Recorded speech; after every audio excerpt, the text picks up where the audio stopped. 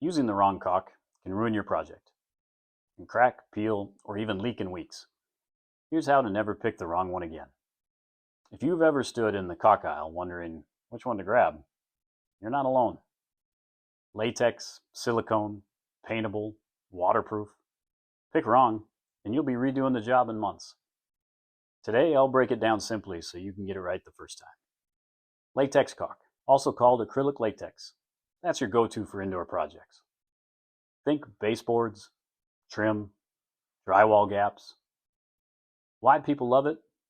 It's easy to apply, it's easy to clean, just water, and paintable. But here's the catch. Latex caulk is not waterproof. It can shrink, crack, and fail in wet areas. If you use this in a bathroom or sink area, you'll regret it. Silicone is built for water and durability. It's best for showers, sinks, windows, think exterior. Why it's powerful? It's 100% waterproof. It's flexible, it won't crack easily, and it's long lasting. But it comes with a trade-off. It's not paintable, it's harder to apply, and it's messier when it comes to cleanup. This is where most DIYers mess up, and they want paintable and waterproof. You usually can't have both.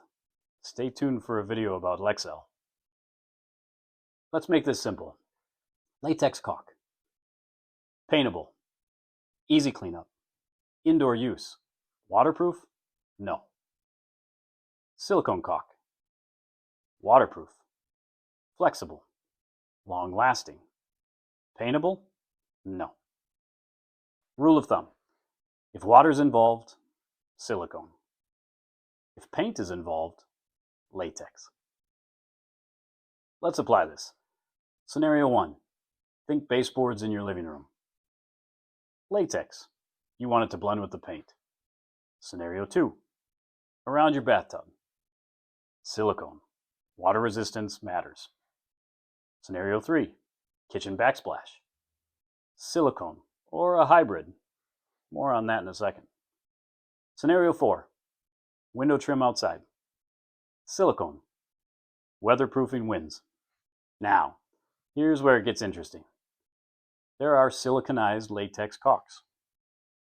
They try to combine paintability with some water resistance. But don't expect miracles. They are a middle ground, not the best at either. Use them when you need both, but not extreme performance. Here's how to get pro-level results. Cut your tip small. It's less mess. Use painter's tape. Clean lines. Smooth with a wet finger or a tool. And always read the label. Seriously. Most failures aren't the caulk. It's how it's used. If this saved you from picking the wrong caulk, hit like. Comment what project you're working on. I can give you a recommendation on what to use. That's your hometown hardware tip. Follow for more.